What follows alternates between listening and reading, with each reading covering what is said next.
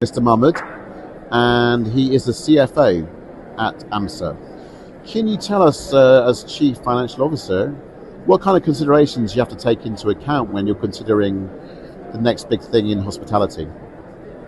Yes, so we receive a lot of opportunities. So the key thing for us is to look for unique opportunity with good returns. We take into consideration many factors: the location, what type of operators, or can I say which stars does the hotel fit in, and from there we evaluate the financial aspect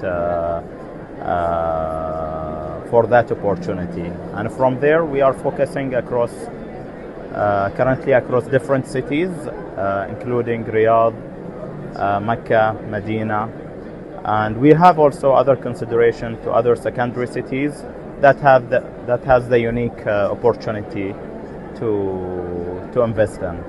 So we're considering all the cities, but from a different islands. How would you explain that different perspective? See, each city in Saudi, it has its unique, I would say, style, or you can assess the demand of that specific city that they would prefer. For example, it's a beachy, for example, city. You would expect maybe a more of a resort side. So we consider that demand from that perspective, and how can we help and develop and improve the lifestyle in that city. And are you noticing particular areas? So you mentioned improving the lifestyle, but are you finding there's certain preferences that the people want in terms of, are they going more for leisure, are they going for business, are they going for wellness? Yeah, so what I noticed is that for the Gen Z generation, they don't prefer to go for luxury lifestyle. Rather, they want to spend and to enjoy the experience. So if you give them a unique or a different experience than the other normal hotels, that would be what they are looking for. So the first thing is to understand your clients or customers. So the majority of population here in Saudi are mostly in the youth part or sector. So what we did as a finance team is that we analyzed the demand factors for that market or for each city.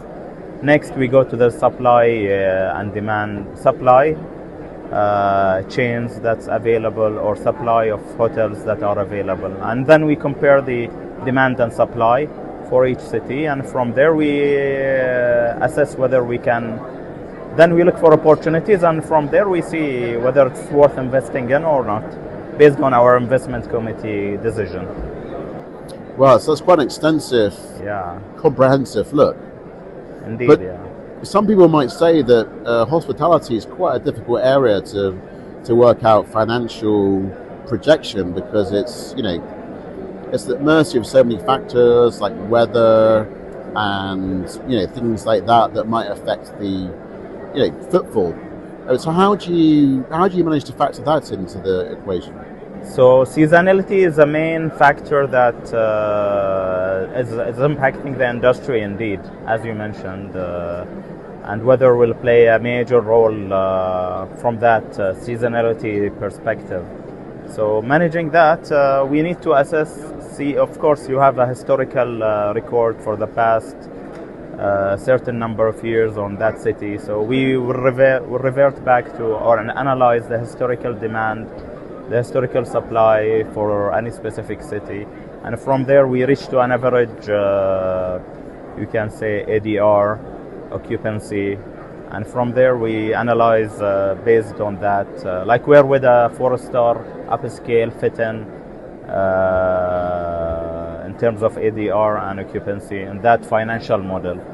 So we tend to be, we are as accountants tend to be more conservative in terms of numbers. So this is how we analyze that and implement it in our financial model.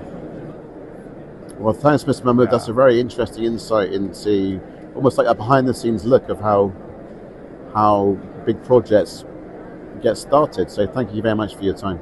Thank you, and thank you for your host. Thanks. Thank you.